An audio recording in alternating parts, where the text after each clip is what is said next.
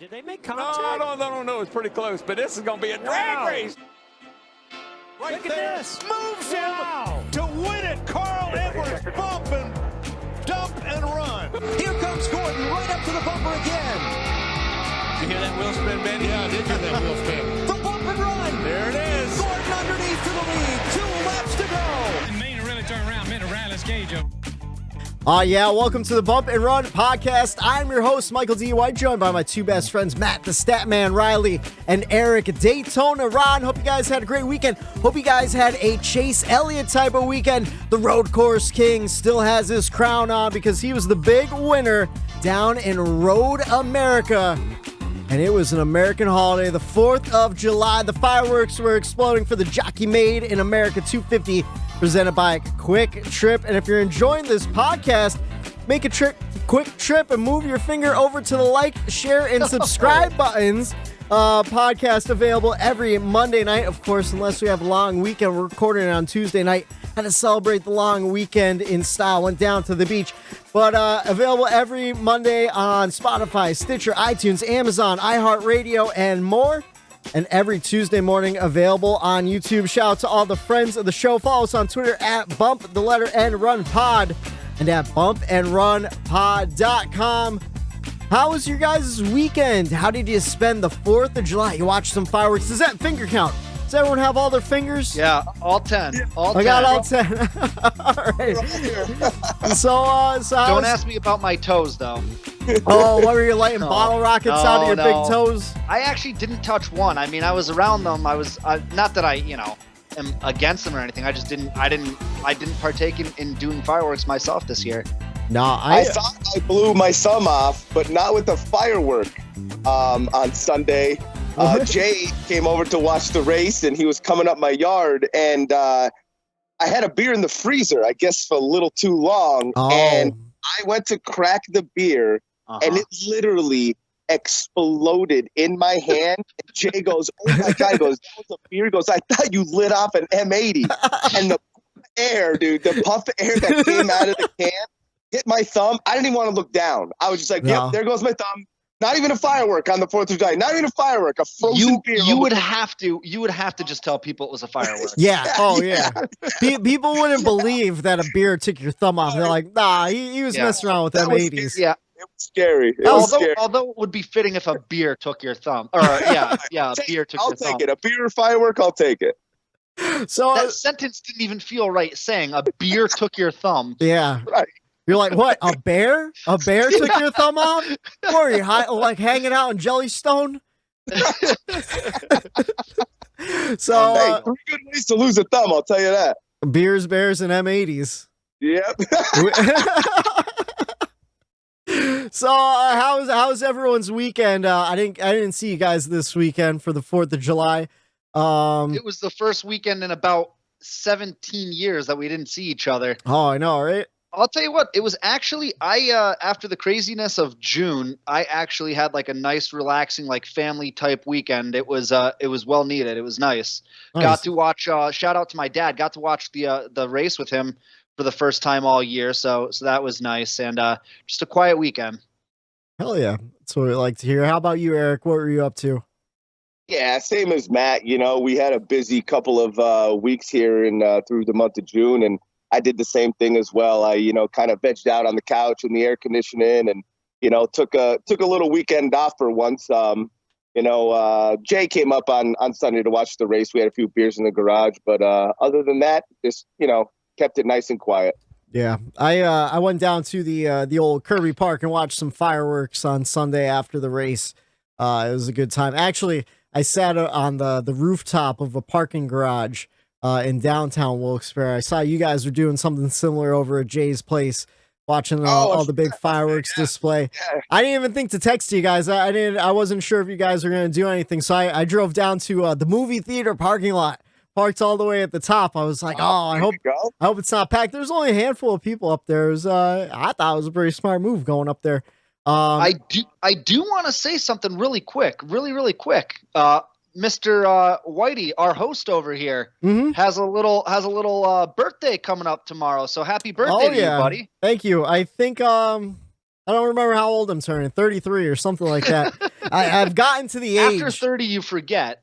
I'm just 30. Like once you hit 30, I'm 30. I'm I 30. don't know. Yeah. Honestly, like I started forgetting like years and years ago. I have a quick little story. So the one day I was when I still worked at the radio station. This was years and years ago. We used to do live concerts every year. We'd get like 5 acts together for like an acoustic show. It was called what the hell did we even call it? Guitars and Stars. Yeah. Oh my God, I worked there for a decade. I couldn't even remember the name of it. But the one day I'm walking through downtown Scranton, and it's a pretty busy downtown. People are flying through that square area and stuff. And I was going to walk through the crosswalk, and it had the flashing hand like stop. And in my head I go, man, hell with this. I'm 24 years old. I could cross the street alone. And then it took me a second to go, I'm 27 years old. I lost like 3 years. Completely forgot about it. And just as the older I get, I kind of don't want to know how old I am. That means we're just all kind of getting old and slowly falling apart. To me, it's just a number, buddy. Just a number. Oh, right. Yeah. So yesterday I drove down to the beach with my girlfriend just for the day. You know, we both had the day off and just killing it. But I'm getting older. My back is getting tight. It was a long car ride, and it was long, but it was a good weekend though. Last year when we went down to the beach, I went into the ocean and I was just getting beat up by the waves. And I got out and I was sore. I was like, my God, the ocean just kicked my ass. So like, I feel ya. We're getting old. Oh yeah, we went from getting drunk and trying to fight the ocean to barely stepping into it, being too cold, and then getting hit by a wave. I'm like, oh man, it kicking our ass. I tell you who kicked some ass though. Kyle Busch this weekend, the Xfinity Series. He was the big winner. But you want to, before we jump into that, you guys want to talk some NASCAR news? We had a huge news week last week with one story, and a huge story came out today. You guys want to jump right into it? Could be the story. Yeah, it could be the story of, definitely of this year, I would say, unless another bombshell drops, but it was just a giant bombshell. Go ahead, Whitey. I mean, this is something I did not expect. So last week we recorded the show on Tuesday night, and even when we were done, Matt, you said, oh, Trackhouse has a big announcement at 2 p.m. tomorrow. And, you know, like with the NASCAR world, they could tease a big announcement. It could be like, oh, we signed a sponsor for the next 5 races with Tide. Yeah. You know, which is huge, but like, it's not a bombshell. Well, we got a bombshell last Wednesday because, as you know, Trackhouse Racing, brand new team, they were leasing one of their charter from Spire. Now, Spire sold that charter just not too long ago to oh my God, I can't remember the name. I honestly wish I could. I wish I could. Leaf Filter, Xfinity Series, Justin Haley's team, Colleague Racing. So Colleague Racing has 2 charters that they bought from Spire Motorsports for next year. They're going Cup Racing in 2022. Justin Haley's going to be their full-time driver. They're figuring out who the second driver is going to be. That left Trackhouse without a charter. Now, if you don't know what the charter system is, a charter guarantees you a spot in every single Cup race, and you'll get some extra money depending on your finish. Now, you could try to race your way in. We see Jordan Anderson doing the same thing in the Xfinity Series this past year. The problem is, without practice and qualifying, if you don't make it into the Daytona 500, you had to wait until the next qualifying race to get your way in. Ryan Preece is also an unchartered team this year. He's with JTG Doherty. Their second car is unchartered. So they're making less money, and they're not guaranteed every single race. So if they didn't qualify for Daytona, it would have been a huge gamble. So charters, very, very important. Well, Trackhouse Racing, Justin Marks, Pitbull, they've been trying to secure a charter for next year, and it wasn't working out. So you know what they did?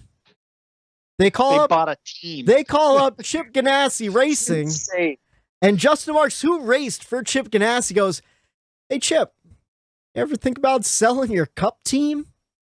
And Chip's like, "Well, it's not for sale." And apparently, he offered us some money that Chip Had brought to the listen to bag, him. baby. He brought the bag. He dropped that big old sack Oh, yeah, of not even $100 bills, $1,000 bills. Who knows how much this deal was? I don't know if we'll ever really know how much this whole deal went for, but I'm hearing double figures just for a charter, double seven figures, so tens of millions of dollars to secure a charter. They got 2 charters in the deal. They got all of Chip Ganassi Racing's equipment, their building, their whole entire NASCAR operation, and they are going to field 2 cars next year. Daniel Suarez already automatically got his way in. He is the Trackhouse guy. He is their guy. Now the question is, what happens to Ross Chastain and Kurt Busch? I feel bad for Ross Chastain. I don't know about you guys, but Ross Chastain has been trying to get that Chip Ganassi ride for, it feels like, a decade now. You know, he ran for him in the Xfinity Series. The whole DC Solar controversy with the sponsor, it was basically a fake company. It was a huge Ponzi scheme, lost millions and millions of dollars, and Ross was left, you know, out of the Cup Series. I think that's, you can look back at that DC Solar thing, and I think that's like ground zero of like where Chip Ganassi's whole organization started falling apart. And, you know, nothing he did wrong. He just got screwed out of a huge deal, a partnership. It got burned by a shyster, basically. Yeah, you know. Yeah. And the craziest thing, I don't know if you guys ever really looked into DC Solar, but they did make solar panels and stuff. And like generators and everything, but apparently like half of them were just empty boxes. Like they didn't actually work. So they're just selling like legitimate garbage to people. And unfortunately Chip Ganassi got caught up in the whole thing. My question to you guys is, so Ross Chastain and Kurt Busch are the 1 and 2 prospects right now for that second Trackhouse car. They got to go at Ross, right? Do you think they go with Kurt Busch? Kurt Busch has a lot of options now. We talked about it in weeks previous.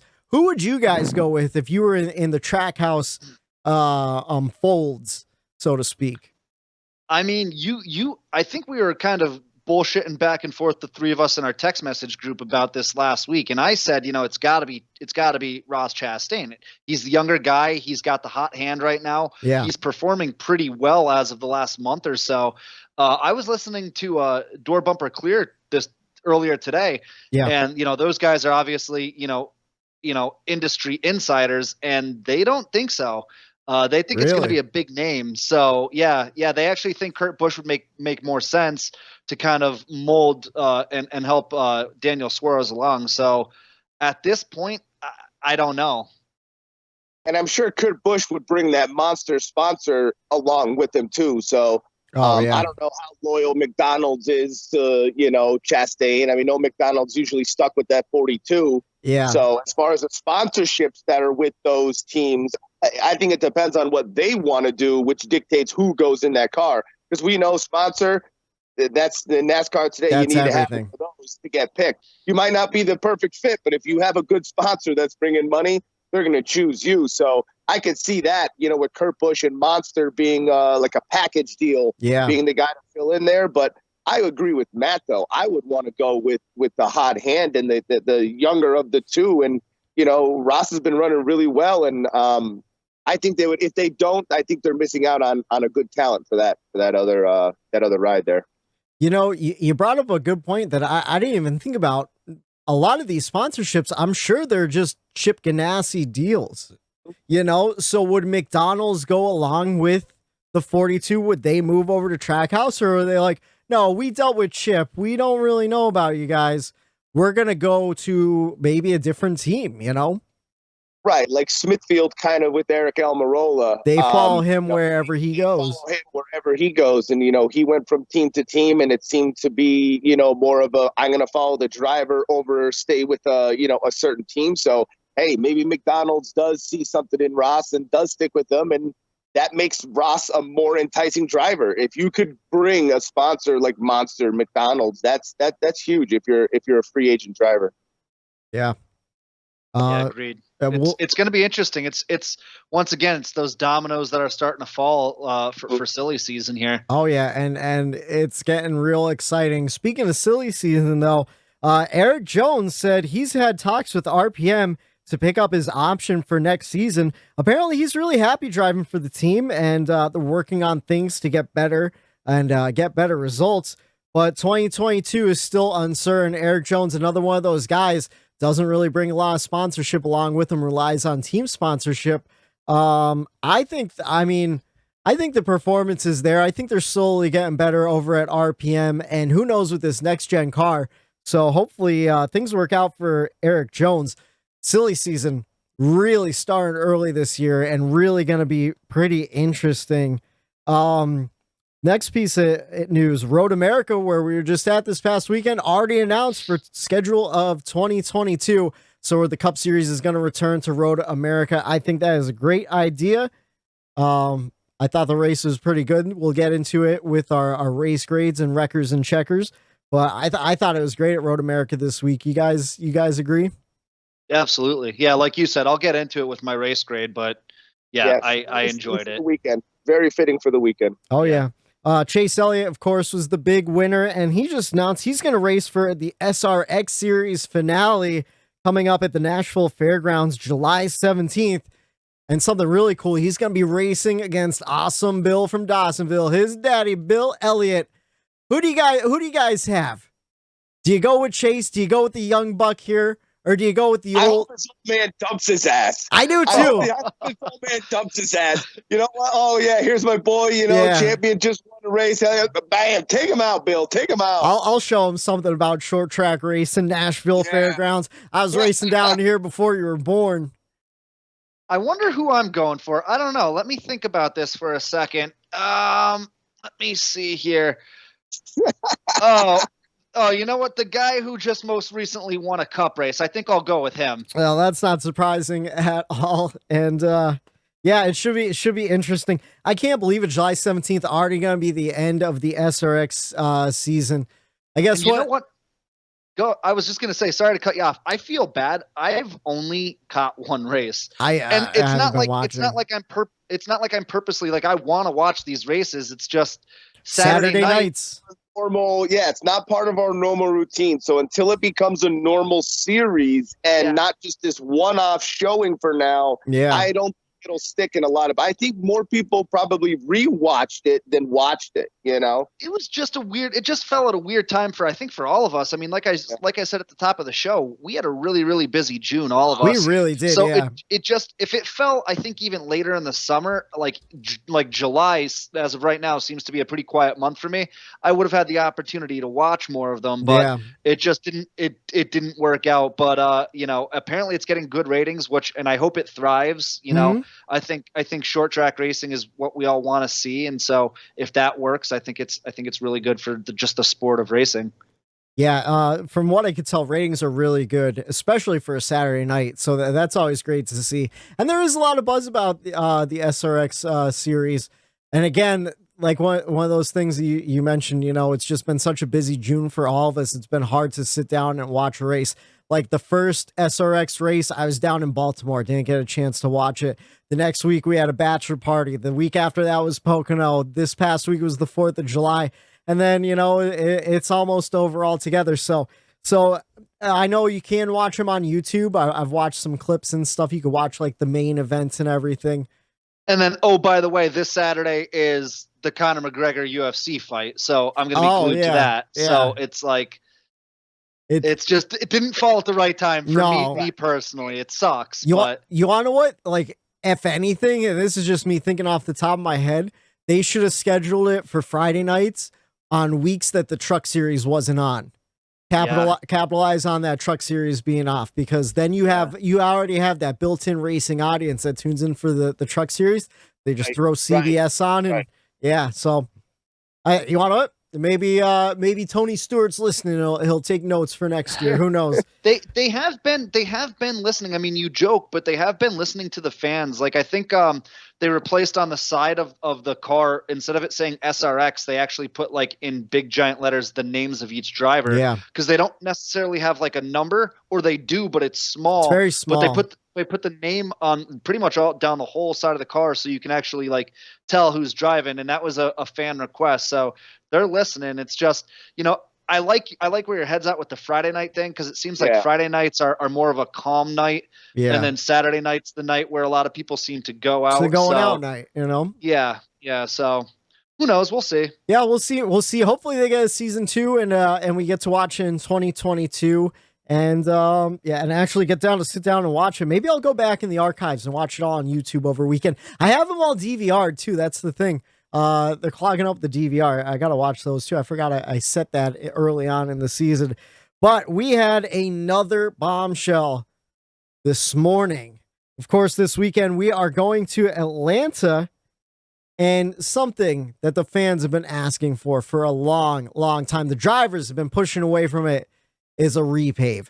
That pavement is the worst it's been, and it just eats up tires. The drivers love it.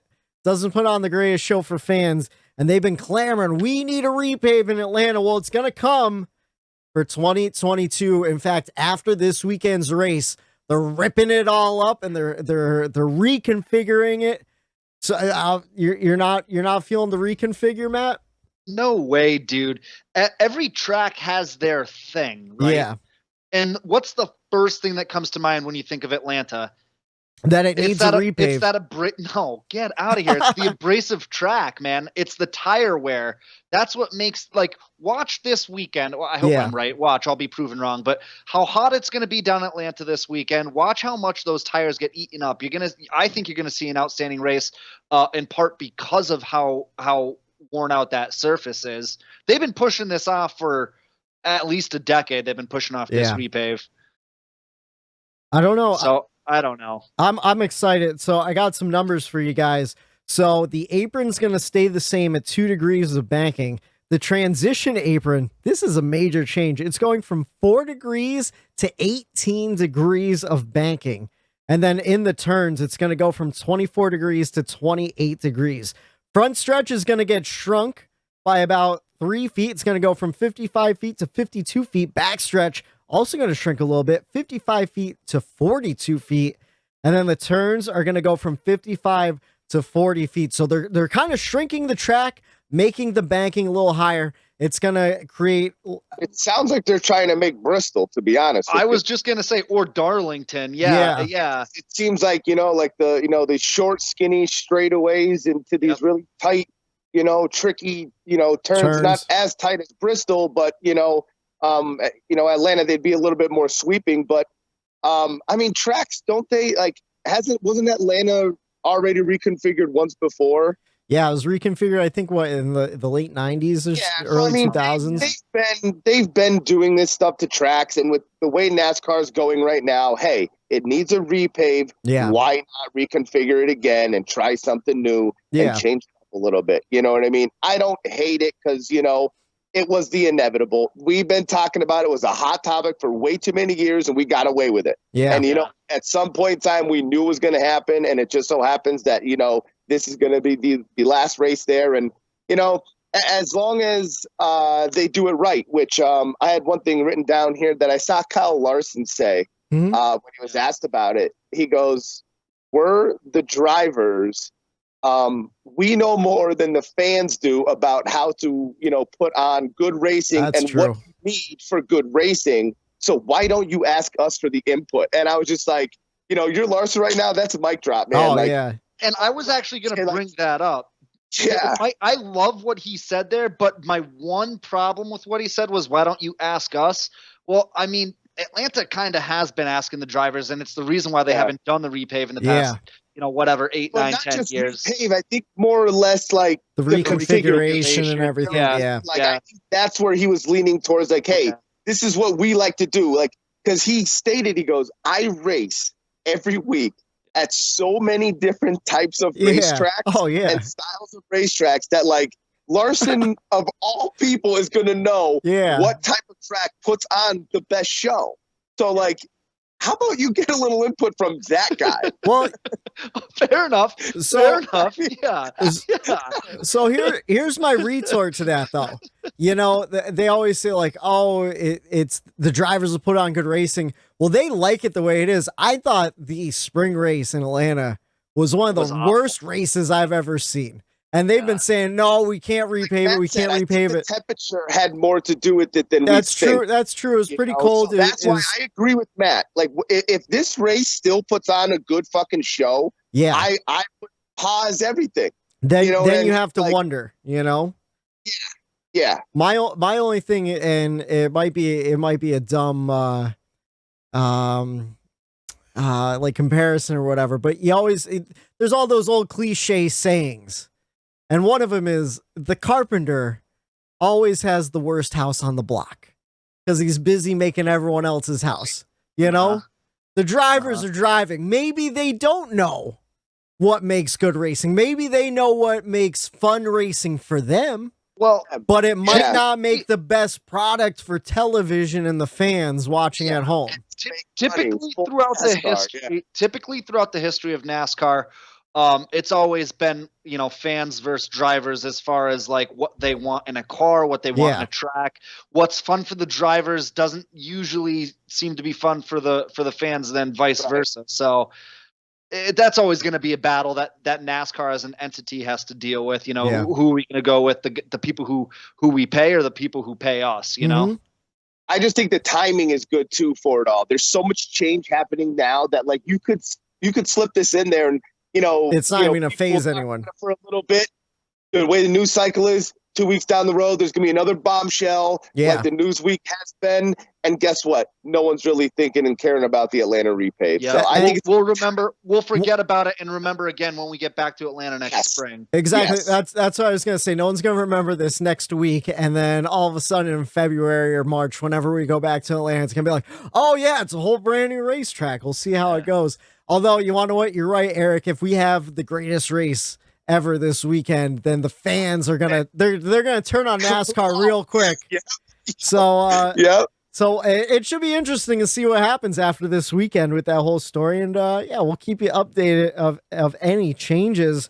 But that's pretty much all I have for NASCAR news this week.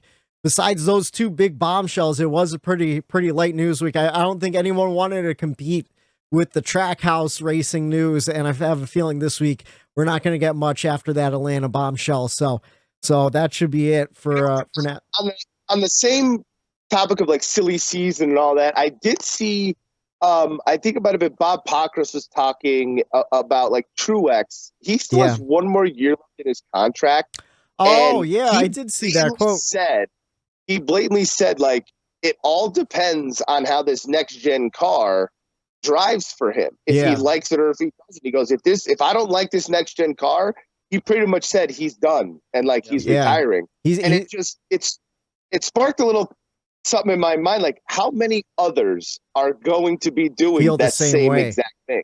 So the silly season might just be starting, because like what if a couple people that are up there in age, the Newmans of the world, are like, this car kind of does suck, and a bunch of people leave all at once retire all at once. I think this is going to be one of the craziest silly seasons ever. It's one thing after another already. Yeah. You know what though? There's a lot of young talent out there ready to get up, move up. So but are they ready? I think I'm ready for it. Yeah. But are the drivers ready for the Cup Series? I don't know. You look at a guy like Anthony Alfredo, who at no fault of his own, he was running part-time Xfinity Series last year. He got thrown right into Cup. And he's struggling every week. He's into something, So I don't know. It should be interesting. I did see that quote though, where Martin Truex Jr. said, "If this isn't fun, I have no problem leaving." Right. So it should be interesting, because you make a great point. There are a lot of veterans who are getting close to the end of their careers. You got Ryan Newman. Who knows what's going to happen with him and Roush once Brad Keselowski moves into? You never know what's going to happen with that whole dynamic and how many cars they have over there. You got Martin Truex Jr. He's already done plenty of winning. He could walk away and spend some time with his partner and stuff. We got Harvick, who doesn't seem like he's gonna hang it up anytime soon, but you never know. If he doesn't like the next gen car, and that's the thing too. We have no idea what this next gen car is gonna be like in a pack racing situation. We've only seen it. I'm super nervous about it, because like we've talked about it on here multiple times where, we joked about the commercials. This is going to be the best season ever. Yeah. And like we're talking about it. Like it it very well is. It as might far be, as yeah. to this point in the past few years have been the best racing season ever. So like it's going to be a huge disappointment if this next gen car fails. Yeah. When NASCAR is on such a huge swing upward. Like, I wonder if they could shoot themselves right in the foot with this next gen car. And I hope they don't. I hope it sticks and I hope it does well. But like, I think it's going to be completely different next year. And I hope the it still trends upward, because this next gen car could cause it to be, it could just throw a whole new fucking loop into the whole NASCAR world. I have faith that it'll be okay. I mean, there's no other way. We can't look at it from a negative aspect until we see it. So I hope and I pray that everything's going to be all right. I have my fingers crossed, and I think it's going to make a great car and great racing product. I think they learned their lesson. I think they learned their lesson way back in the late 2000s with the car of tomorrow. I hope they learned their lesson from that car. So we will see. I mean, they look real cool. They look good, Yeah. It's just that this year's been so good, and like I'm pumped that this year's been so good, but like I guess I'm anticipating letdown. You know what I mean? Which that is negative. I gotta get that out of my head. But like, it's been such a good year, and it's just making me nervous that these drivers are saying this. Like, oh, if it doesn't handle well, then I'm like, I'm gonna say screw it. You know what I mean? Like. So it got me thinking a little bit. That was all. It just got me thinking. No, you make a really good point, because the sport is definitely trending up, and they could shoot themselves in the foot if the next gen car doesn't live up to the hype. And I don't know. I hope it does. Supposedly, it's going to create some great road racing, and we saw some great road racing this past weekend. Of course, Kyle Busch, the big winner in the Xfinity Series on Saturday. I watched a little bit. Did you guys watch any of the race on Saturday at all? I didn't. Yes. I'm sorry. The weekend's a blur. It is a blur. Yes. Yeah. I think I did watch a little bit of it. I caught a little bit of it. I actually went to a restaurant to eat. I went to a bar in Scranton, and there was like golf on TV, and I asked them to change it to NBC. And because the people who were in front of us, they weren't really watching it, but I noticed something with the Xfinity Series, and they were running around the road course. The people sitting at the table, they start turning around and checking it out and watching it. I think it surprised them to see them doing left and right turns, So I think that's what we got to do as a fan base. Go out to the bars and ask them to put the races on TV. Maybe it'll catch people's eyes. And it's usually the Xfinity Series race because it's Saturday and we're usually going out to dinner or whatever at the bar drinking. And if I'm out and a race is on, I mean, you saw it in Portland. I'm gonna tell them to put the race on. Yeah, there's no reason. During season though, you'll get some looks. Not during college football. No. Trust me. Look, try to put a race on. Eric, trust me. When Notre Dame's on the television, the Xfinity Series isn't getting my attention. I'm sorry. Here's the thing, Eric. You're a big guy. If you're wearing a NASCAR shirt and you tell them to put it on, no one's gonna say anything to you. People will look at me and they'll be like, "Oh, that's the guy. We gotta get him." Like you could get the pass. So, even so, during football season, the football fans way. No, I think they'll watch the Cincinnati Bengals on 25 TVs and they lose to the Browns in the worst football game ever before they put NASCAR on for me. That's just how it is during football season. Yep. Well, that's why if you want to watch it, you watch it at home. Yep. They're missing out. They're missing out on some great racing, and they're probably missing out on this great podcast as well. We had another great race on Sunday. Of course, Chase Elliott keeping that road course king crown above his head, getting his second win of the season and his second win at a road course this season. You guys want to jump into the race grades real quick? Let's do it. Yes, sir. All right, we'll start with Eric. Eric, you said it was kind of a background race for you. You were hanging out in the garage with Jay and just bullshit, enjoying your 4th of July. Yeah, just going about the day, having a few beers, catching up. And, we had the race on in the garage. And it was just one of those races where, it wasn't boring by any means. It was actually really good racing. I didn't see every lap, but it gave me everything I wanted for that day for the 4th of July, Road America. The fans, I love the way, the fans moved from the grandstands in the beginning to like, let's go to this turn because this is where the action is. Yeah. They kind of spread out as the race was going on to pick what corner or where they wanted to be and move around. It was just an overall good race. I mean, I'm not going to go into the A's with it. I'm going to give it a B+. Yeah. Because it seemed hard for some of these drivers that weren't there ever before, like the braking zones, and they seemed like they were just missing their marks a lot, and people just shooting straight off the racetrack. Names like Larson and Byron, they were missing some of their braking zones, and brakes were tough on a lot of cars. Bowman ran into Larson there and ruined my fantasy fucking day for me. But other than that, I thought.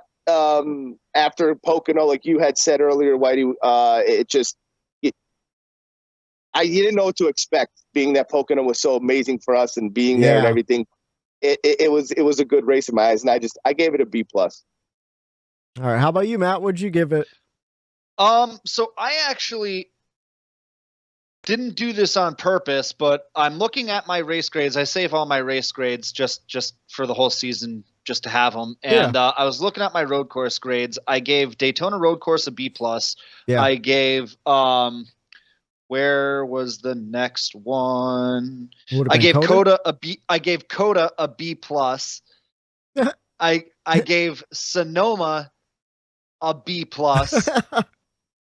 And I gave Road America a B+. I swear I didn't do that on purpose, but I thought it was a really good race. I think in order probably for me to put an A or an A+ grade for a road course, I kind of want to see maybe a last lap pass, or if you guys remember a couple years ago, the battle at Watkins Glen with Chase Elliott and MTJ, the last 4 or 5 laps, it was an insane battle, and you honestly had no idea who was going to win it. And even though I am a Chase fan, he did win by 6+ seconds. I still do like to see that battle, so I couldn't move it up into the A bracket. I still thoroughly enjoyed it. AJ Allmendinger said it best. There's 14 turns and 11 of them have passing zones. Yeah. And the remaining 3, if you use a little persuasion, they could be passing zones too. And he was right. I mean, there was passing all over the track. I thought that there was battles for the lead. The Bowman tire going down after he lost his brakes and got into Larson with 4 or 5 to go. Yeah. That made for a little drama because you didn't know if that tire was going to unravel, causing a caution or what. So there was some late race caution. It just wasn't necessarily for the lead itself. I really enjoyed it. I did. For a 4th of July race, it was really cool to see all those fans like Eric touched on. We had 6 figures in numbers out there. And, you always say, hey, we're going to, if NASCAR is going to give you a chance, you better show up. Yeah. You talk about it. We want to race. We want to race. We want to race. Guess what? Nashville, we want to race. We want to race. We want to race. They showed up. They sold Same out. Same thing here with Road America. They were pleading to have a cup race. They got it. And they earned another one in my mind. And they're going to get it. So, all around great racing weekend, and I really, really liked what I saw. And like I said, it doesn't hurt that my guy won the race either. So I was originally going to put an A-, and I just pulled that kind of out of my ass, to be honest with you. Where I was like, I got no real complaints. I didn't think it was a full A. Now that you guys talk about it, though, it was probably a B+, definitely a B+ race. And again, it was one of those ones. Such a whitey move, though. That was no, because I was doing the outline and I was thinking about yesterday's race, or not yesterday's race, Sunday's race, and I was like, there was nothing real super exciting, but like you said, there was some drama. Bowman lost his brakes, got into Larson near the end, kind of screwed up both their days. Willie B had some issues near the end too. He was running really well all day long, ended up finishing in the 30s, which was hard to see. My guy Tyler Reddick, he got himself a top 10, which I was really happy about. Watching Chase Briscoe, who's actually going to be my checkers, he ran really well. He was blocking Tyler Reddick, which I didn't like too much on a restart, but yeah, it was a fun race to watch. Anthony Alfredo having a fucking brake rotor explode, having another bad day. I mean, Daniel Suarez, he had transmission issues, which made for some interesting things. Was it going to happen with, RPM and the RCR guys? Because they all share equipment. They all share transmissions and stuff. I hate when that happens. Yeah. When something goes wrong, like, when you're part of like the Gibbs crew and like, you blow one car right has front, something. like, like what happened? Then you're nervous for the rest of the race. So, what I liked about this track too was, it was the track itself is about as wide as Fort Jenkins Bridge. There's 2 lanes and that is it. Yeah. Like there's no room for error there. And I Jay love that. On Sunday, he's like, man, he goes, this racetrack is tight going around there. Yeah. But it was a fun race. And like you said, Matt, earlier, just under 3 hours, really easy watch. Not a whole lot of cautions, which there really aren't too many cautions on road courses anyways. Usually guys get themselves back out there. The one thing is those stage breaks, man, they were long. So 22 minutes was the stage 1 break. 22 minutes it was. That's way too long. Way too long. That's what they were talking about, the local yellow all throughout Twitter today. That was like the main topic. And I think Mike Joy was really going at and trying to explain to people about it. And, I saw that. I think the hard part for NASCAR is just getting the groups of cars all together to pit all like, the lead lap guys, the lap down guys and everything. But yeah, I'm going to give it a B+. Even last week, I wasn't too excited about Road America. I wasn't really looking forward to it. I think because we were just at Pocono, we saw a live race. Really, I didn't think we could top it, But it turned out to be a great 4th of July race. I love that the race was on the 4th of July. I kind of wish they kept that tradition alive from back in the day where the Firecracker 400 was always on the 4th, even if the 4th was on a Wednesday. I wish they would do something similar like that now. And I think it would be cool if it stayed at Road America on America's birthday on the 4th of July. But yeah, once practice and qualifying started this week, I was like, okay, I'm hyped up. There was some interesting stuff in practice. Kyle Busch wrecked his car, had to go to a backup. Ryan Preece had some issues too. I think he went to a backup, or they had to switch an engine, which we'll get into. Bubba's car failed, and then there was a whole debacle with qualifying. That was a disaster. Qualifying was insane. I felt bad for you as a Chase fan. I felt bad for Chase Briscoe too. He got the shaft. Both those guys were out on track doing their hot lap when the red flag came out. But yeah, Bubba had a transmission go, I think, or it was like stuck in gear or something like that.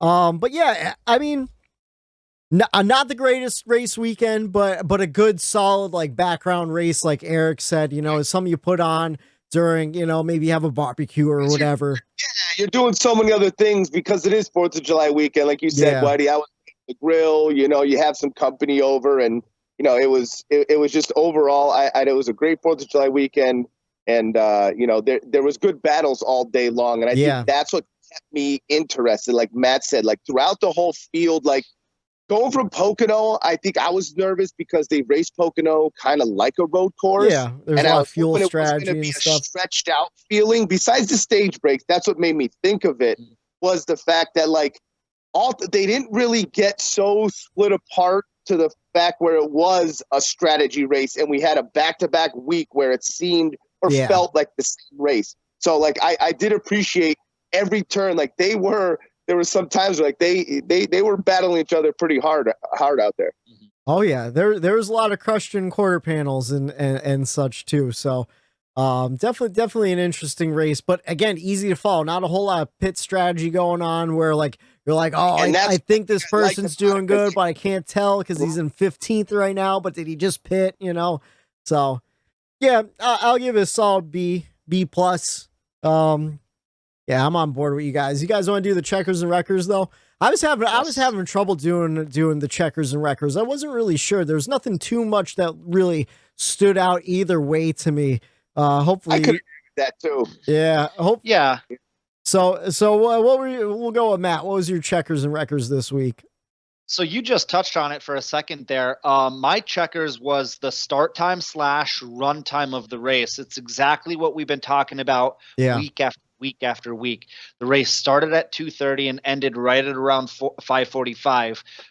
Which gives you just over 3 hours of race time. That's Like, exactly perfect. what we want to see. It's perfect, especially on a holiday. I had a party to get to that Steph was waiting on me for. So the party started at 6. I told her, I don't know, we're probably gonna be running close. late, and it worked out perfectly. Chase won. I got to see his burnouts, his post race interview. I was in the shower and we were off to the party. So it worked out. It worked out really good. Usually when a race ends about 7:30 on a Sunday, not counting a holiday Sunday, on a normal Sunday, like we always say, your Sunday's over pretty much. So the fact that it ended an hour and a half earlier than that, just that hour and a half extra, makes all the difference, especially in the summertime, when you still have some light out. So it was exactly what I wanted to see.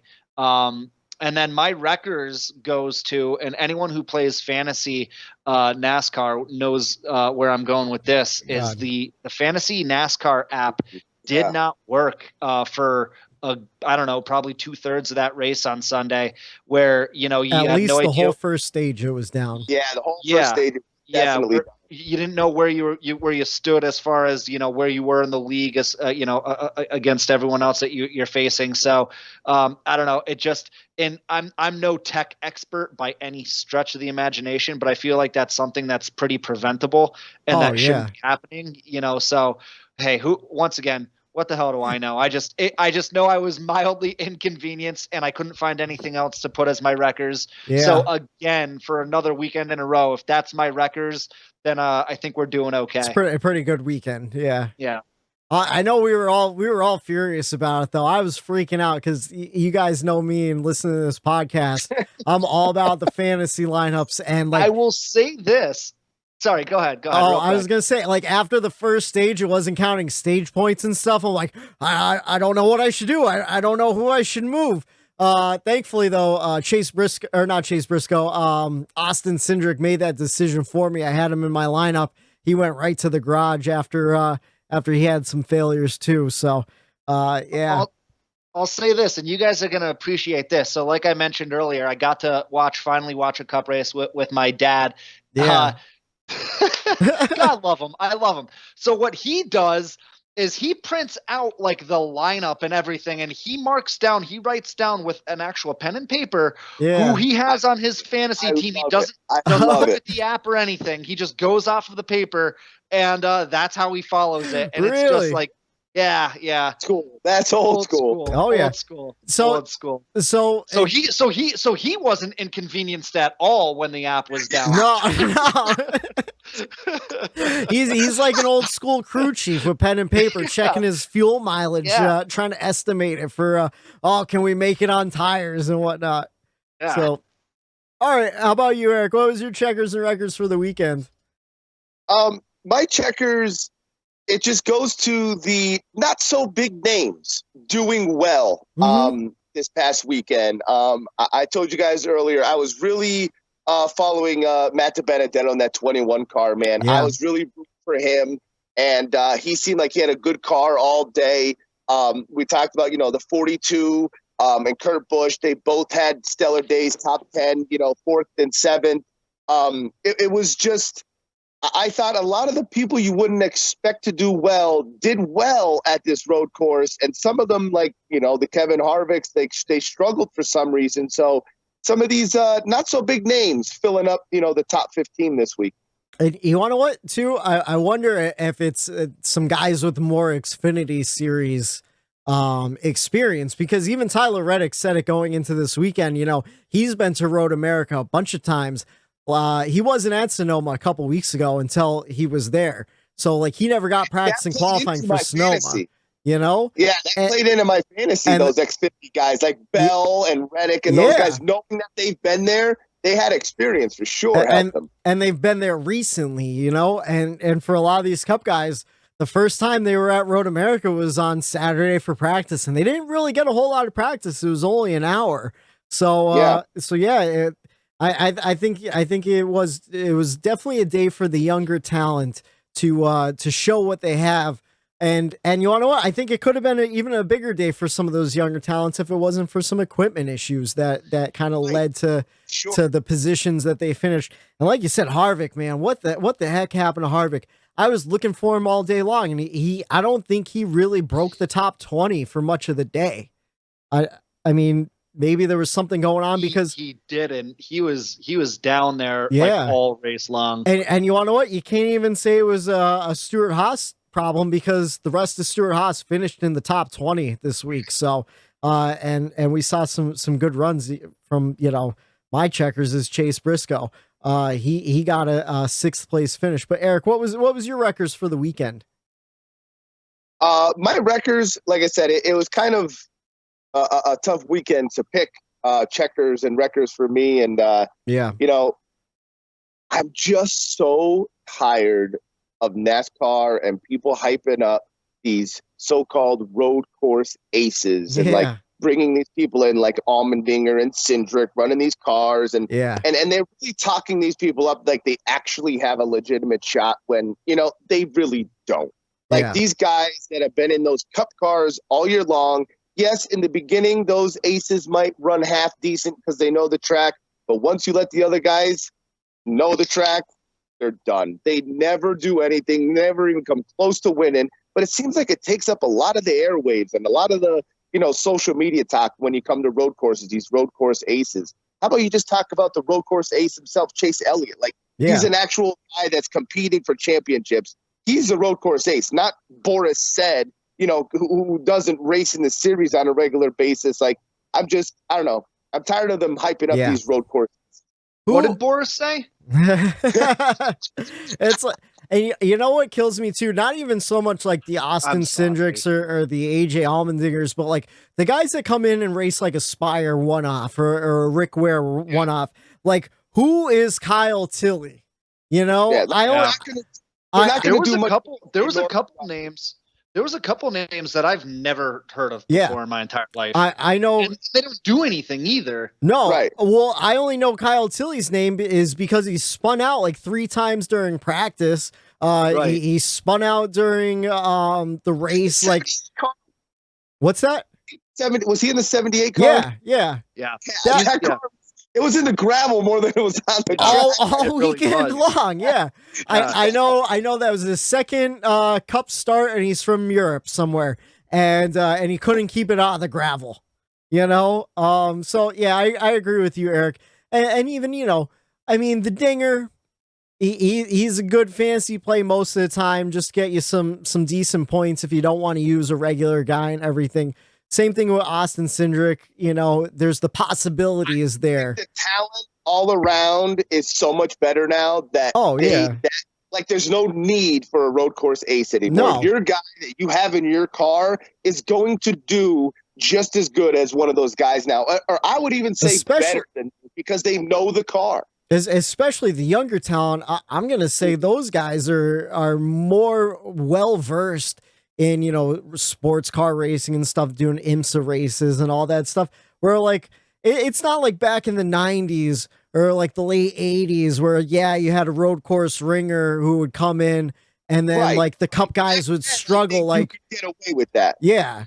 Like Chase Elliott's the best road course racer we have. And like, he even said it himself. He's like, I just kind of got good at it because you're forced to. Right, Yeah. He knows his car. Him and his crew chief, it's just like, it's all just knowing how to get around there and knowing your car. That's to me, it's the car and having that, comfortability behind it. And when you just jump in there for one-off weekend, you're not going to be as comfortable in that car as a cup regular. No, not at all. I'm going to jump into my checkers. I already told you my checkers is going to be Chase Briscoe. He got that 6th place finish. He drove, because he didn't get a chance to qualify, he drove from 35th to 6th. He had some issues with qualifying, kind of didn't work in his favor, kind of like Chase did. Chase did the same thing, drove from the 30s all the way up to the front. That was fun to watch. Got himself the win down in Road America. But I just thought that was the run that Chase Briscoe as a rookie needed. Stuart Haas Racing as a whole has been struggling. They had a pretty good day, though. Eric Almirola had a 14th place finish. Cole Custer had a 17th place finish. Again, Kevin Harvick, 27th. Don't know what happened there. Maybe there were some issues with the car we didn't hear about throughout the broadcast. My wreckers going to AJ Allmendinger. Eric, like you said, big time hype coming in. Like, oh, he's a road course ace. He's a road course ringer. And yeah, he's great on road courses, and he is a good fantasy play normally because he'll get like a top 15. I know earlier on in the race, though, they were having some issues with the AC and the hose. I know it was a pretty hot day up in Wisconsin there. And then apparently he got into the back of someone got into the back of him, messed up one of the crush panels. So there was some fumes. They had to go into the pits a couple times to work on it and just not the finish I wanted to see. I had him in my fantasy lineup, and that really hurt the fantasy day for old Michael D. White. What's up, Matt? I do want to say how, I don't know how long into this podcast we are already, but shame on us or shame on me for getting this far into it without bringing up cheese curds and bratwurst. Oh yeah, and beer.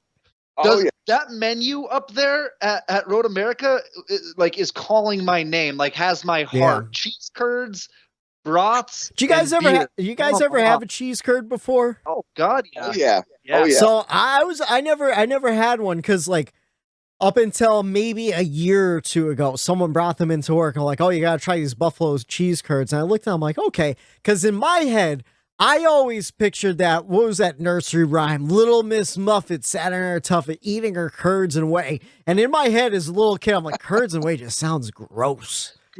Eating curds and whey out of a bowl. Like, I don't know what Little Miss Muffet looks like, but I guarantee that meal looks nasty. So in my head, I'm like, cheese curds? I don't want anything to do with cheese curds. This is Miss Muffet. This Miss Muffet. Miss Muffet? What does she look like? I don't know what a tuffet is. Like there's some spider sitting. I don't like spiders. Like this whole nursery rhyme just sounds gross to me. I hate spiders. I don't know what a tuffet is. Like curds and whey. Struck a nerve. It's like, get out of here. And then, terrified of curds. And then someone brought in cheese curds. I ate them. I'm like, oh my God, this is amazing. They're amazing. I love cheese curds. There's a place down in Danville. There's a place down in Danville called Old Forge Brewing Company, and they have amazing cheese curds. Do they squeak when you eat them? Do you get them that fresh? Like a little, yeah. But they're fried. It's fried cheese is essentially what it is. Yeah, what you can't go wrong with that. But yeah, you want to what? I might head down to Wegmans after the show and grab some buffalo cheese curds because they have some good ones down there. Little Miss Muffet. Fucking Little Miss Muffet, man. It ruined me. Is she? I don't know. Who does she think she is? Listen, if you're hanging out with spiders eating curds and like curds, like what is a curd? That doesn't sound good.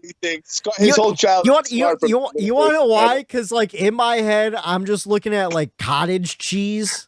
That's another like real gross one. Yeah. Gross. And like I just imagined like curds and whey was like cottage cheese. I don't know. But so I don't know. Anyways, like I said, we had 4 cautions for 9 laps down in Road America. 10 lead changes among 8 drivers. The top 5 was Chase, Christopher Bell, Kyle Busch, Kurt Busch. The brothers coming in 3 and 4 there, and Denny Hamlin rounding out the top 5. But yeah, I mean, another great day for Ganassi. Ross finished 7th, Kurt finished 4th. Pretty interesting now that they're being sold too. They finally started to get their stuff together midway through the season. I'm really wondering if Hendrick was giving them some bunk motors early on, and after the problems down in Charlotte for the 600, they're like, all right, we got to give these guys some legit ones. I brought that up, I think, when it was starting to happen, way back when, Whitey. I think we kind of touched on a little bit too, and it's like, wait a minute, like, why is it just these motors blowing here? I mean, it's something. It did seem a little weird, but the engines have been pretty strong lately because they just been kicking ass, to be honest with you. Oh yeah, like you said, Eric DiBenedetto with a top 10 finish, something he definitely needed. The playoff picture looking pretty interesting though. Kurt Busch putting some points helping himself out. He's in the 16th place position right now. He's right on the cut line. I think he moved up to like 25 points into the good.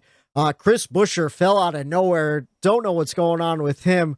And like I said a couple weeks ago, I thought that the playoffs were pretty much set, and that just goes to show you, man, you never know.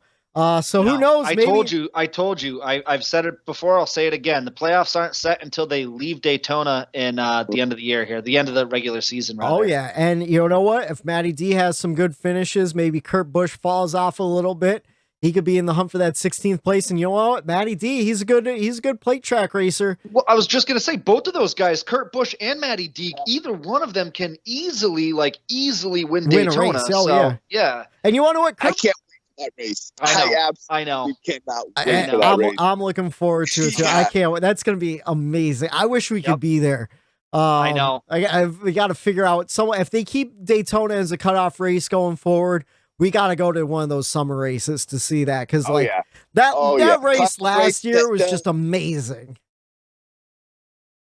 But I was just looking at the calendar to see when it was. August 28th. Okay. Oh. No, that works. Okay. I was going to say I know college football starts right around then too, but it's the following week. Yeah, plus because it was a Saturday night race, wasn't it? Mm-hmm. Yep. Yeah, I mean, we'll have to look into our calendars. Maybe 2022. We'll see how the super speedway package is with that next gen car before we make any decisions. William Byron won himself a pole, but had a rough finish. What happened to him? I couldn't remember as I was doing the outline for the show. Was listening to. I thought his brakes went.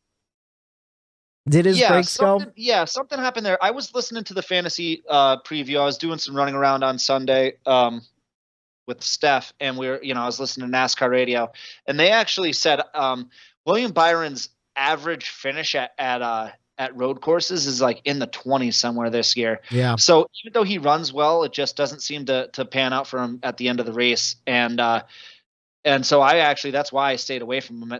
At one point I had him in my lineup, but I was like, oh no, if he's averaging in the 20s, I don't want anything to do with him. And again, he just, he ended up in the 20s. Yeah. He went off, I forget what turn it was. There was a turn where everybody was going off track. Yeah. Okay. He did. Late in the race. There was no restart. Yep. And he just got shuffled back. That's exactly what happened. Flat spotted his tires, and he was just kind of screwed from that forward. If anyone could have used the caution, it was William Byron. Now that you say it, it's coming back to me. Yep, that's the problem with road courses, because like things happen throughout the race where you kind of forget what happened to who and where it happened and everything like that. But I think that's about all I have for this week. Do you guys have anything else to add to Sunday's race? No, like I said, I really enjoyed it. Yeah. It was just a solid race. Like, I really don't have complaints about it. Like, some of the other races that I might have went down to the seas with, I had probably more complaints about it. This is just a solid race overall, like that. Definitely a great background race where you could kind of step away from the TV a little bit and then come back and you're not missing out too much. Down here at the Bump and Run podcast, though, everyone talks about the winner, Chase Elliott, this week. We like to talk about the last place guy, one Ryan Preece. Of course, I mentioned him a little bit earlier, running for JTG Doherty Racing without a charter. They literally had to race their way into Daytona to keep their season going, and they've been doing a really good job of making it in every single week. Even with the last place finish, I don't think he'll have an issue next week in terms of getting to race at Atlanta. But he had an engine expire early on in the race, just some bad luck. Right now he's running without a charter. Big gamble that's currently paying off, running 25th in the points. So I think he's good for Atlanta next week.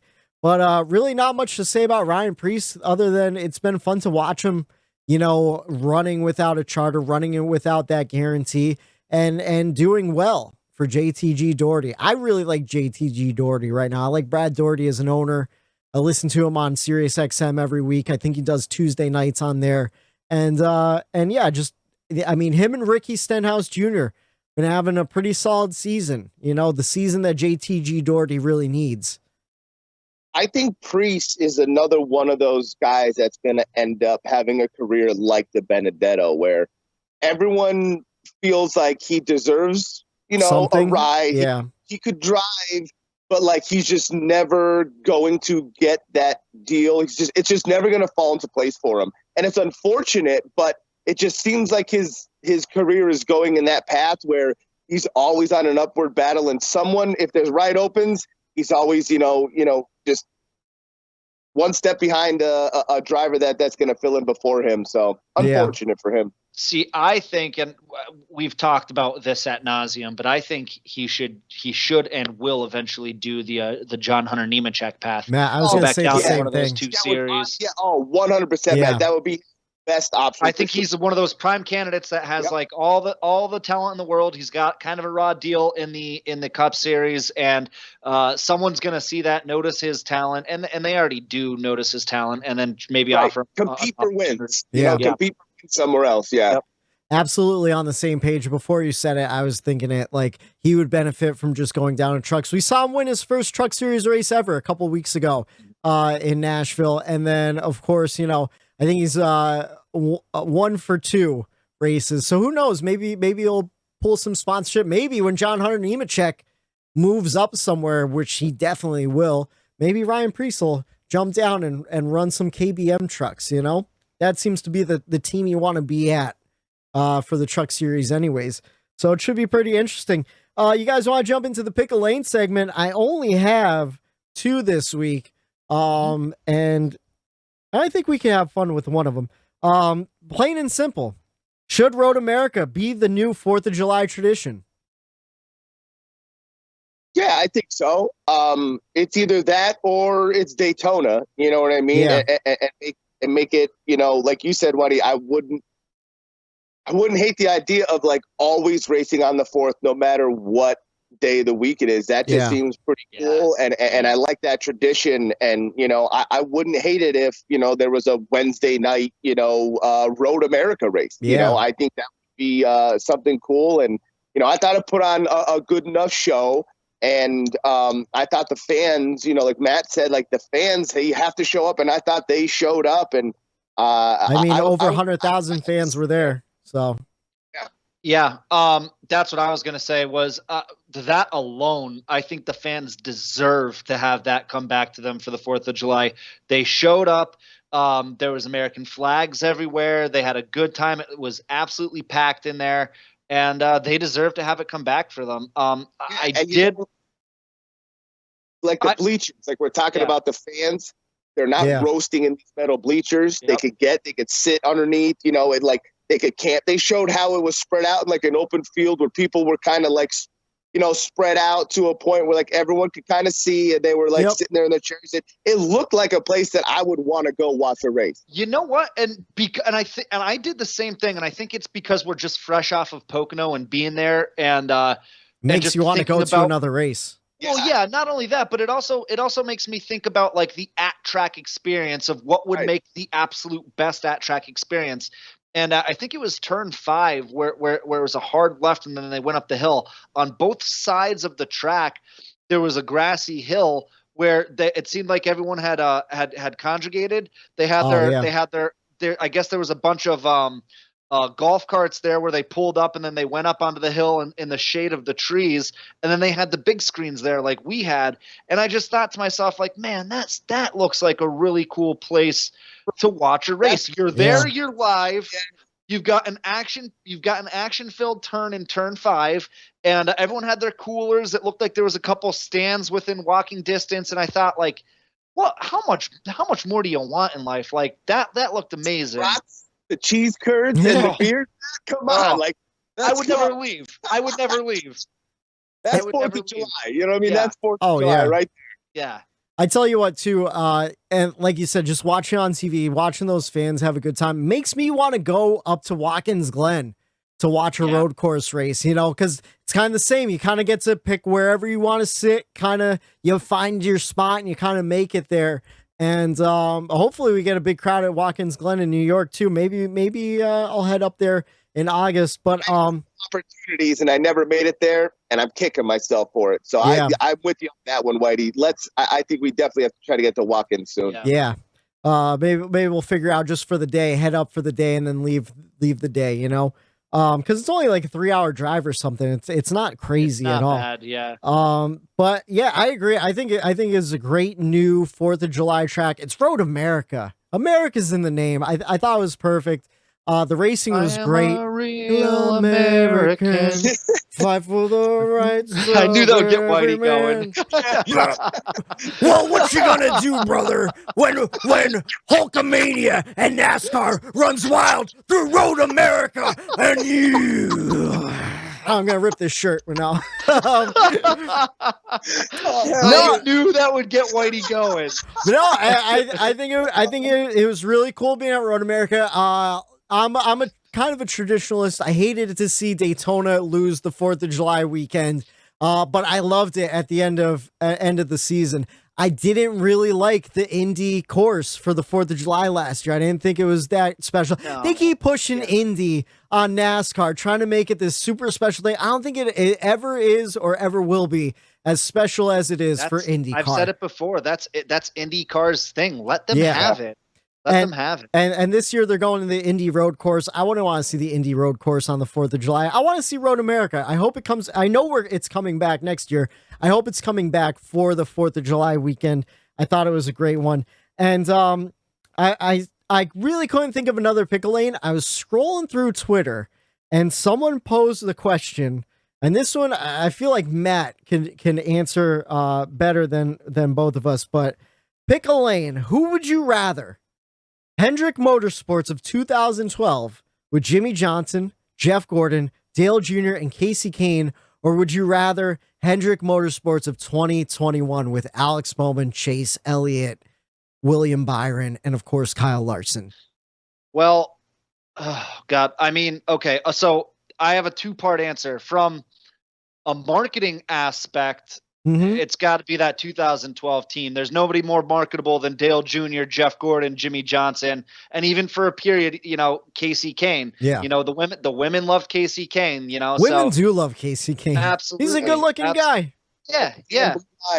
Yep. So I mean, from a marketing aspect, that's the team you go with. But from a competitive aspect, how could you beat what Hendrick is doing right now? All 4 of them. Yeah. How could you beat it? So that was kind of a 2-pronged answer for me. How about you, Eric? Who are you going with? I mean, if I'm a Hendrick Motorsports fan and that's it, I'm going with the 2012 because you're going to win a ton of races, with Jimmy Johnson, Jeff Gordon, Casey Kane, even he won some races when he was there. Wasn't the greatest, but and how do you not want to root for Dale Jr. when those super speedways come around 4 times a year? He was just incredible to watch on there. So if I'm a Hendrick Motorsports fan, I mean, I take, 2012, but as far as upside, and I think where this team currently could go, future, man, this team is just rock solid all around. I could see Elliott being the Jimmy Johnson. I could see Willie B in the 24 being like Jeff Gordon. Yeah. And I think, when you go down the line, like Bowman he won 3 races this year already. Like, I think he's blowing people's expectations out of the water. So, just the overall you can even look at Kyle Larson and say he could be the next Jimmy Johnson too, with how talented he is. Yeah. Like, Casey Kane was the weak link. I don't think there is a weak link here, So, if I'm going future, I would definitely take now. But if I'm going for wins as just a Hendrick, that old school lineup is just awesome just to watch every week. Yeah, I thought it was just an interesting question because I could see both sides. For me, definitely going 2021. Eric, like you said, look into the future. You can't beat this lineup. At least this season, you can't beat it. And even the weak link right now is Alex Bowman with 3 wins on the season. They weren't the cleanest wins or anything, but they were earned wins. And I mean, I can't wait to see what happens with the future of Hendrick Motorsports. I mean, all these guys are in their 20s too, like there's this isn't a dig on Matt. Yeah. It's just something that popped in my head. If there wasn't as many road courses in NASCAR, Yeah. how does Chase's career look like right now? Because That's a fair question. More than half of his wins are in road courses. And if you think about that, take road courses out and we just look at all of his other races. Yeah. Where is Chase Elliott in that Hendrick camp right now? It's a fair so like question. I'm nitpicking and pulling the road course out where he is good, but like you look at his whole outside of that, there's not many wins coming from that 19. So I pose that question pretty much to Matt. You know what I mean? Like it's a fair question. Yes, 54% of his wins currently are on road courses. But what I will say is, look what he did at the end of the season last year. He won at Martinsville, and then he went to Homestead and he did exactly what he had to do to win a championship. So in my mind, that's all I need. He did what he had to do. But it is a fair question with the bulk of his wins coming from road courses. Because you've always admitted to that, like junior super speedways. So like. You take super speedways out, there goes a ton of juniors wins too, and it's part of the sport. And, those races are there. They're just as unique as a super speedway are road courses. But I just thought, I'm like, man, when I heard most wins came, I'm like, damn, like it would be a hell of a lot different if there weren't the road courses there. And like, Chase might have a different career. Yeah, absolutely. No, you're right. It is definitely interesting to kind of take a step back and kind of like look at it like, oh man, I wonder what would have happened. But at the same time, Chase has wins at all types of tracks too, right. I'm not saying that he doesn't. Oh yeah. Like, it was just like Matt Howie said, he's excited that they're adding more into the schedule. That just benefits him. But I would be like, hey, like I think Matt would have said, hey, we're going to take away road courses. I mean, if I was Matt too, I'd be like, oh shit, like I'm kind of. We got to add some more. Let's do 10 road what courses. What do you do? Whoa, don't take them away. What are you doing? What are you doing? Well, it's just like when I was a junior, like when Junior was racing, he was everything to me. And we said it, back in Talladega week, I wish we had 36 super speedway races when Junior was running, but everyone has their niche. Right now it is Chase Elliott's niche is the road courses, but he's as talented as ever. He has won and will continue to win on different just tracks in general. So and here's the thing too. He's already got a championship and he's only 25 years old. He is still so young in his career. Like road courses might be what he's really firing on all cylinders here now. But in 5 years, he might be the 1.5 mile kings where he just destroys everyone on 1.5 miles, and he doesn't win on road courses. Like you never know. It's fun to speculate, but yeah, you have to take every race by every race and every season by every season. Yeah, raising those questions. The more you raise those questions, that it sparks that little idea in your head to pay attention to this or that. Because I've got a question. Go ahead. Well, I was gonna say my question is off the. Even like last year, he had a bunch of bad luck where like he either got taken out of races by someone else made a bad mistake, he got taken out of a race, stuff like that. So like, how many more wins could Chase have actually had in his career if it wasn't for all those little things that happened too? As a fan, I don't mind having those comfort tracks. It just so happens that his comfort is road courses. It just Yep. So it's better than being a Quinn Houff fan, right? Oh, I know. Right? I had to get a dig in there. Now I do have a question for you. Speaking of Quinn Houff, outside of I have a fun fact about Quinn Houff, actually for you guys. Yeah, I'm sure it's a ton of fun. Outside of Quinn Houff, outside of his family and his friends, do you think there's one Quinn Houff fan out there? I'll tell you who it is. So okay. I stumbled on something on NASCAR Reddit the other day. It was a breakdown. This is the dumb type of statistics that I love. It was a breakdown of every single Cup driver and who follows who on Twitter. I saw it. I saw it. And there's only one other Cup driver that follows Quinn Houff on Twitter. Can you guess who it is? I forget who it is. I forget. Anthony Alfredo. No, not Anthony Cody Alfredo. Ware? No. Yes. William Byron must be the nicest guy in the Cup garage. He's the only NASCAR Cup driver that follows Quinn Houff on Twitter. I That's wonder funny. if it's an iRacing connection. Huh? Yeah, Oh, maybe. It might be. It might. It has to be. So, Yeah. Something I found interesting too. Tyler Reddick follows Austin Dillon. Austin Dillon does not follow Tyler Reddick. I wonder if there's some turmoil.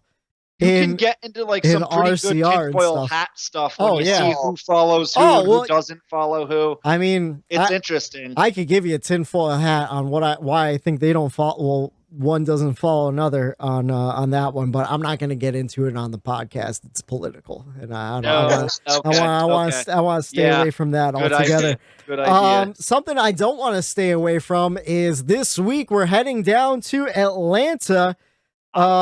We're heading down to Atlanta, but you want to know what? Trucks are going to dirt. They're going to Knoxville Raceway Friday night on dirt for the Corn Belt 150 presented by Premier Chevy Dealers, 7 p.m. on FS1. I'm looking forward to seeing the dirt race at Knoxville Raceway. I know a lot of people were disappointed that they're not going to Eldora, which is Tony Stewart's track. Matt, is that what you're going to say? Bingo. That's exactly what I was going to say, man. The Mud Summer Classic at Eldora on like a Wednesday night in the middle of the summer.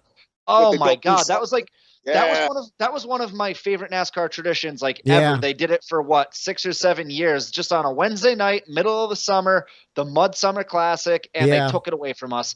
But I am super excited about the Knoxville race on Friday. I actually forgot that that's where they were running, so that actually gets me really pumped up. I can't wait to see the heat races and all of that. Just when they go to the dirt, there's just more racing that you get as a fan, because of the heats and all of that. So I'm definitely looking forward to see these guys get back on the dirt for sure.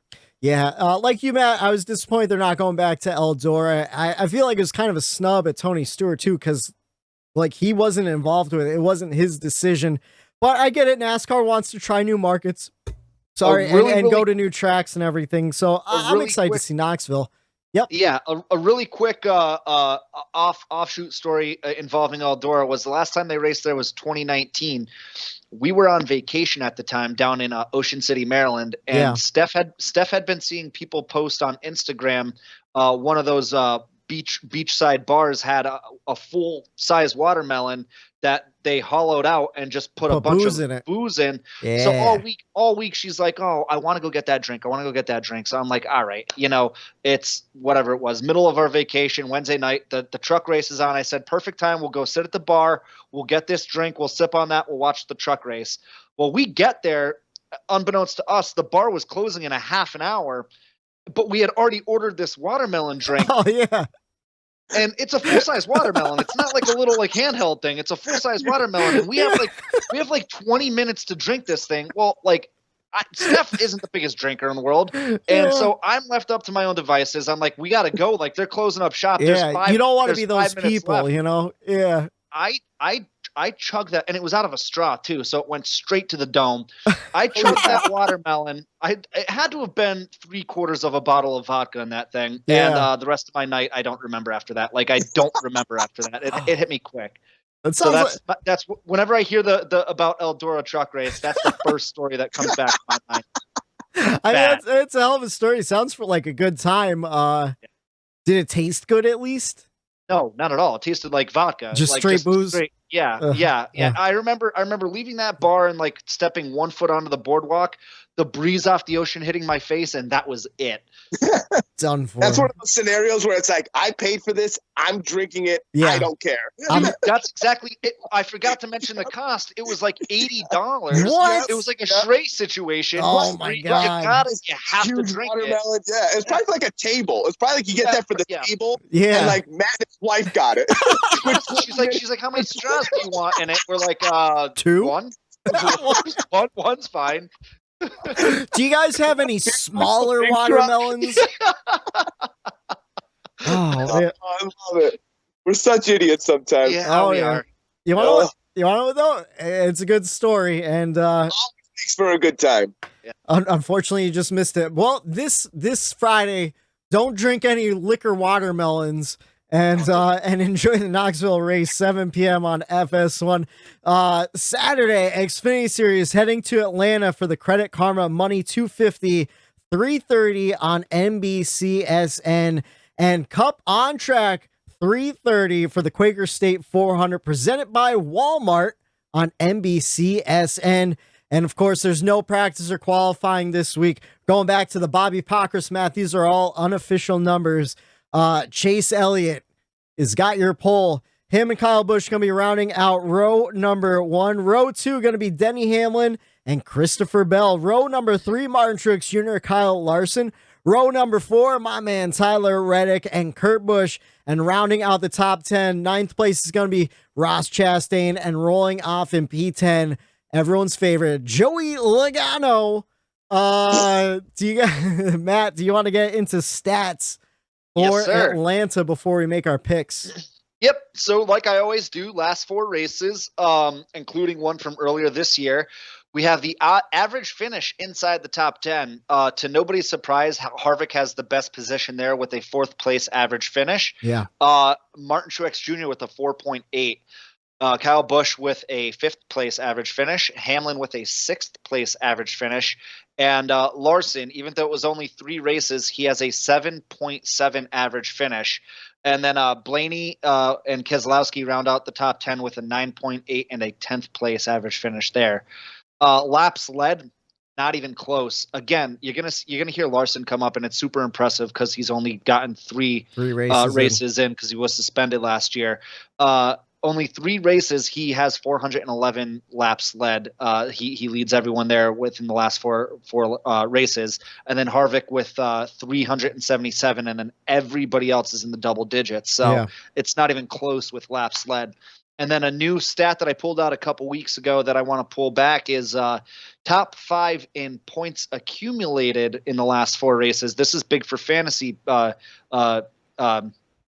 So Harvick, over the last 4 races at Atlanta, 186 points. Kyle Busch with 176 points. MTJ with 174. Hamlin with 162. Blaney with 152. And again, with 1 less race than everybody else, Kyle Larson has 135 points, beating out everybody else I didn't mention. So super impressive that he has all those points accumulated with 1 whole less race than everyone else. So somebody to watch there.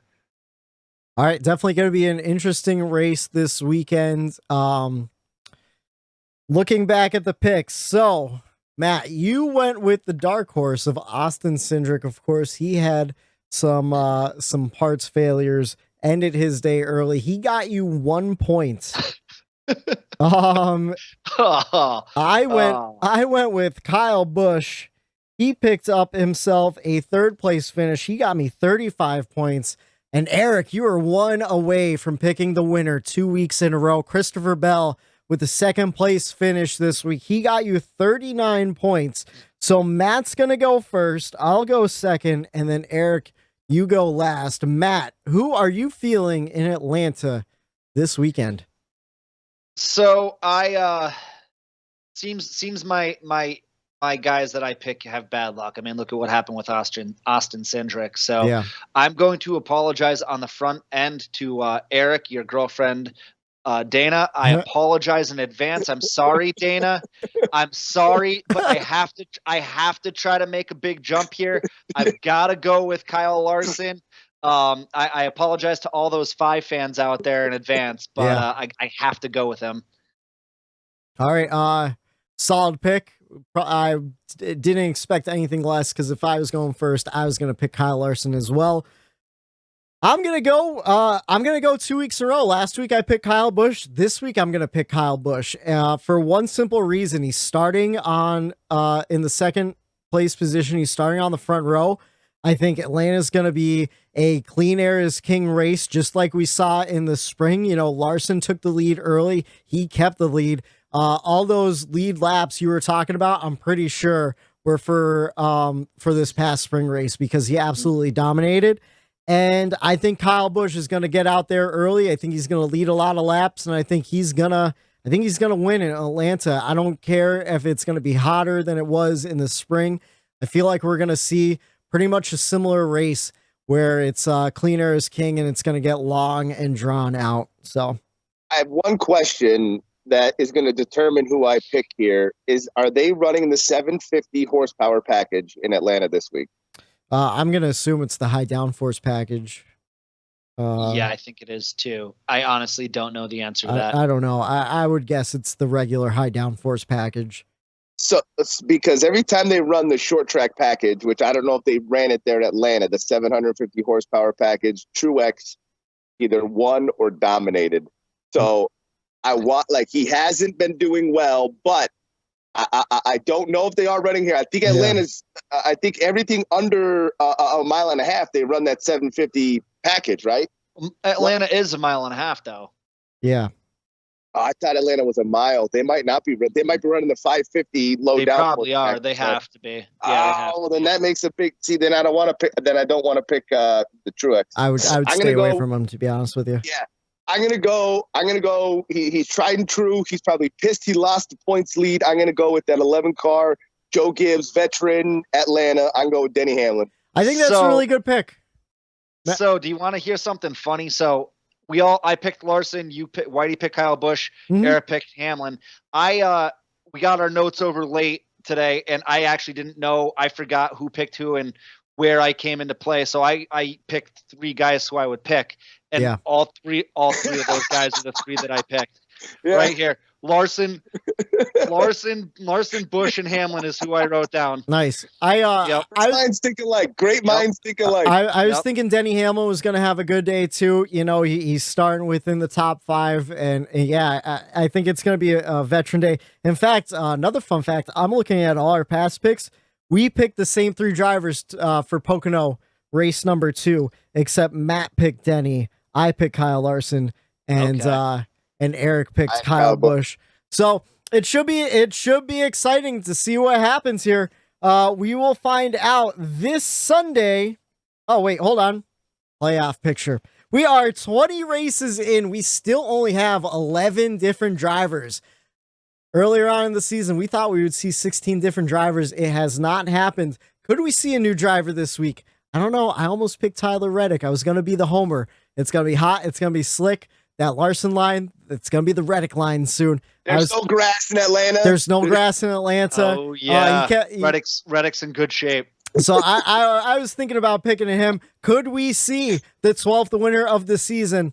I don't know. We got Michael McDowell, Christopher Bell, William Byron, Kyle Larson has 4 wins. Martin Truex Jr. has 3 wins. Ryan Blaney, Joey Logano, Alex Bowman with 3 wins. Brad Keselowski, Kyle Busch has 2 wins, and Chase Elliott got his 2nd win this past week in Road America. Will we see a new winner in Atlanta, or will we see Kyle Busch, Kyle Larson, or Denny Hamlin take the checkered flag for the Quaker State 400 presented by Walmart on NBCSN this Sunday, 3:30? We will find out who wins, and we'll break it all down for you next Monday night on the Bump and Run podcast. For Matt, the Statman Reilly, for Eric, Daytona Ron, I'm Michael D. White saying have a good night. Bump and dump and run.